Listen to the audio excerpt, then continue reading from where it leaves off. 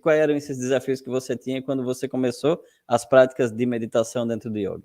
Eu acho que foi uma busca, quando a meditação ela se expande, mostra como um caminho real, tudo que é um caminho de meditação me atrai.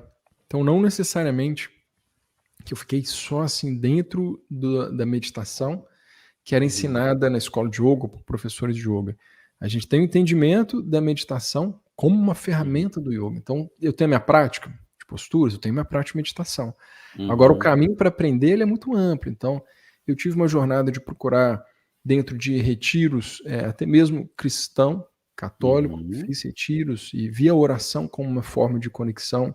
Então, para mim, ele foi um contato, um aprendizado também do meditar. Tive experiência de retiro dentro do xamanismo, de procurar assim na natureza, no silêncio, o som de tambor, essa meditação. Tive buscas dentro do budismo. Um dos meus grandes professores, o Bhante Rahula, da linha do budismo Theravada, os antigos da floresta. Então, com ele eu aprendo Vipassana, faço vários retiros e tenho uma conexão muito forte. Então, um professor que me tocou muito e me apresentou uma das principais ferramentas que eu já tinha visto dentro do yoga, mas com ele eu senti uma conexão que me mostrou mesmo a minha prática, a minha técnica. E também outras formas de meditar que a gente foi expandindo. Então, falando um pouco sobre essas técnicas, né, que você citou, eu e a Lu, no comecinho da pandemia 2020, a gente fez um curso ao vivo, online, então foi a época que expandiu muito, né, com um professor que a gente já gostava muito, que é o Eckhart Tolle. E a gente fez esse aprofundamento, onde ele fala muito sobre, basicamente na linguagem do yoga que a gente traz, sobre a prática informal, sobre estar presente, consciente, momento presente o tempo inteiro. Então é uma prática de meditação que você não está necessariamente sentado meditando. E ali ele ensina também algumas práticas formais de meditar. A Lu, por exemplo, gostou muito de algumas técnicas que ela treinou, que ela se apropriou, que ela até ensina.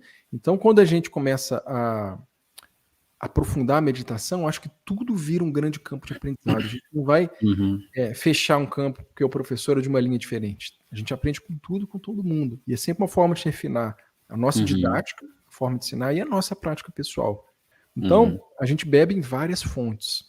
No comecinho lá atrás, bem direto na sua pergunta, a prática que eu mais utilizava era a prática de Trataka. Então, Trataka é você focar com os olhos abertos ou semiabertos em um ponto fixo, geralmente a distância de um braço e na altura dos seus olhos. E é muito comum utilizar, nesse ponto de concentração, uma chama de uma vela. E era como eu fazia. Então, essa foi minha primeira prática, onde eu fiquei muito tempo, ficar ali em concentração. E o fogo ele tem uma coisa de atrair a gente, né? De mexer. Então, aquilo ali era uma forma até mais fácil. E eu recomendo para muitos alunos uma forma inicial, assim, alguma coisa que te atrai, né? A chama, o movimento ou a quietude dela, às vezes as movimentações. Você ficava ali concentrando, trabalho de concentração. E eu sentia dificuldade, claro, de lidar com a mente. Eu acho que esse é o primeiro grande desafio para a maioria dos praticantes e para mim foi muito forte. Eu não tinha um olhar diretamente para os nossos pensamentos. Então, a gente está sempre ocupando, né? Levando atenção para uma pessoa, para uma ação, para uma tarefa. O voltar e olhar a atenção para dentro começa com as posturas, que já é um momento forte, que eu sinto uma coisa muito intensa, de ficar uma hora ali em silêncio, corpo como concentração, as sensações, a respiração, focando nesse estar presente. O relaxamento profundo, a gente deita, fecha os olhos e volta a atenção para dentro. Então também era uma prática muito forte, onde de repente eu não mexia nada, a quietude, e lidar com a mente, com o sistema emocional, com tudo que estava acontecendo. Mas era um relaxamento mais forte, então muitas vezes descansava, esse nível de consciência, de presença já não era tão intenso. E ainda a meditação, a gente não está tão relaxado, é um nível de equilíbrio entre concentração e relaxamento. E aí sim, o voltar a atenção para a mente era muito mais difícil. Então, eu acho que a primeira coisa que me pegou, mas pouco tempo depois, com professores, com conhecimento, eu já consegui superar, era a ideia de que meditar é parar de pensar. Totalmente. Porque aí eu fechava os olhos, ou estava ali na prática de Trataka, olhando para a chama, e a mente não parava. Podia até diminuir a quantidade de pensamentos, mas não parava. Então, aquilo ali me afastava. Eu falei assim, poxa, se meditar é parar de pensar, minha mente não para de pensar, não estou conseguindo meditar. Só que aí depois eu fui tendo informação, conhecimento, professores mostrando o caminho, eu falei, não, então é lidar com a mente, é me acostumar, mudar o meu relacionamento com ela, para usá-la como uma grande ferramenta, um potencial incrível. E aí a dificuldade fica sendo pensamentos que eu não gostaria que tivesse ali, ou um dia a mente está mais agitada que a outra. Eu acho que todo mundo passa por isso, né? Até mesmo a ideia de que a gente vai sempre evoluir, vai de repente chegar num estado que vai ficar fácil, e de repente está meditando, e um dia está mais difícil que semana passada, gente, o que está acontecendo? Então, eu acho que eram esses desafios de começar a lidar com a natureza mental, com a natureza interna, emocional, e aprendendo com isso, né? Pô, cada dia é único, cada prática é única. Não adianta eu meditar 10 anos, se eu estou passando por um momento difícil na minha vida agora, meditar vai ser difícil, a minha mente vai estar numa agitação diferente, o meu emocional vai estar. Então, eu acho que esses mitos foram aos poucos sendo quebrados, mas era difícil. Até mesmo o corpo. No início, sentar e ficar com a coluna ereta era muito mais difícil para mim. Ficar 10 minutos era muito difícil. Eu sentia o corpo querendo mexer, a dificuldade em ficar quieto, algumas sensações, até o lidar com o desconforto. O que é desconforto, o que é dor na prática. Então foi uma construção. Quando acontece esses dias, esses desafios, quando a mente está ali nessa... que não consegue se concentrar ou seja, de uma forma que você gostaria, o que você faz para poder realmente ter uma concentração maior? Eu vejo dois caminhos para a gente pensar numa resposta, porque geralmente o que eu falo para os alunos é: vai ter dia que vai ser difícil mesmo concentrar, vai ter dia que vai ser difícil meditar e tá tudo bem. Não, a gente não precisa de achar que vai ser sempre concentração fácil ou que a gente vai ter que dar um jeito para conseguir fazer a meditação de uma certa forma acontecer. Não, é igual escovar os dentes. Meditação, como uma das técnicas do yoga, ela tem que ser um hábito, algo praticado todos os dias. É assim que a gente enxerga, entende e ensina.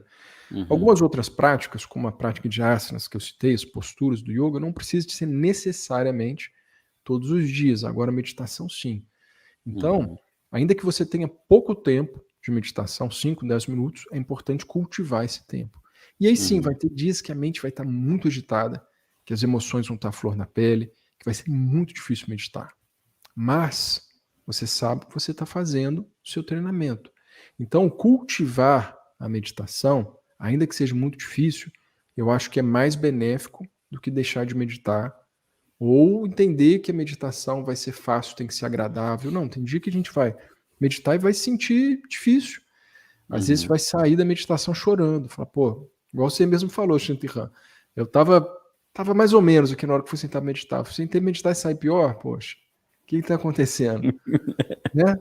Mas a gente tem que lembrar que meditação é uma ferramenta para o autoconhecimento. Então é como se a gente estivesse colocando poeirinha por debaixo do tapete. E tá difícil porque o tapete tá ficando pesado, tô sentindo um cheiro estranho, então tá difícil esses dias. Então vou meditar para ficar bem. Só que aí na hora que eu tô meditando, eu pego o tapete, levanto ele. E aquela poeira sai. Então, não quer dizer que eu vou estar sempre meditando, vou ter uma concentração ótima, vou sair bem. Tem vezes que você vai sentir que olhar para aquelas questões que você não queria olhar, memórias, samskaras, um termo que a gente usa dentro do yoga, aquela impressão mental que aconteceu alguma coisa lá atrás, você não quis dar muita atenção, ela não acabou, ela não cessou, ela está lá dentro desse nosso lago mental.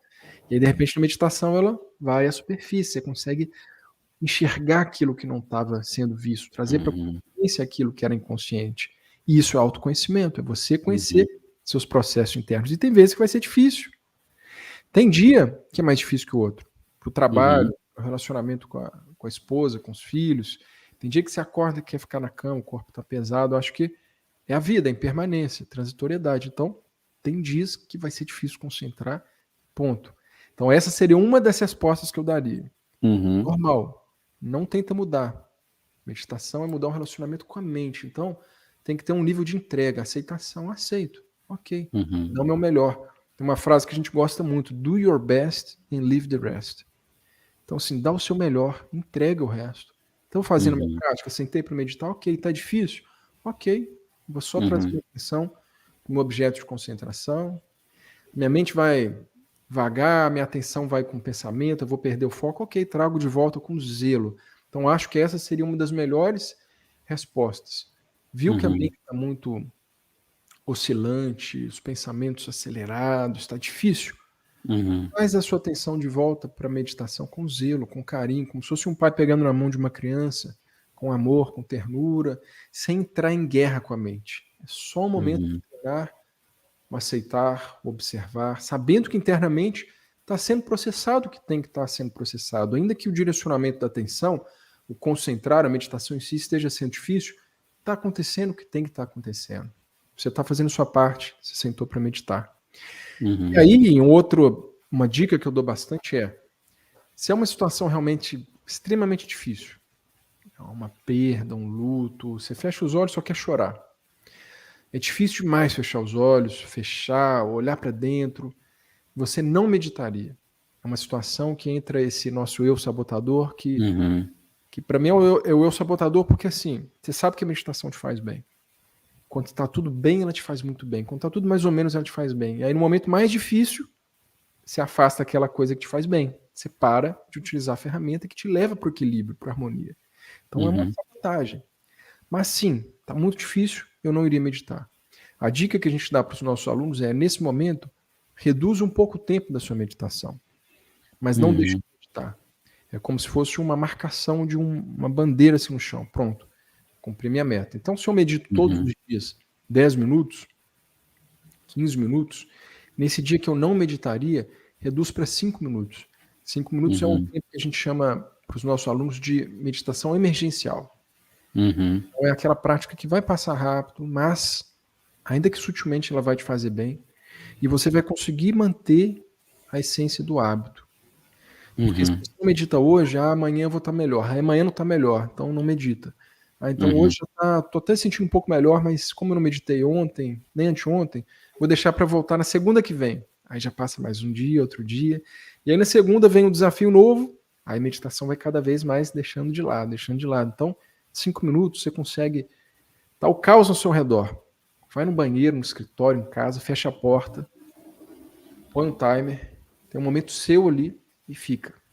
Então essa é uma recomendação que a gente dá muito.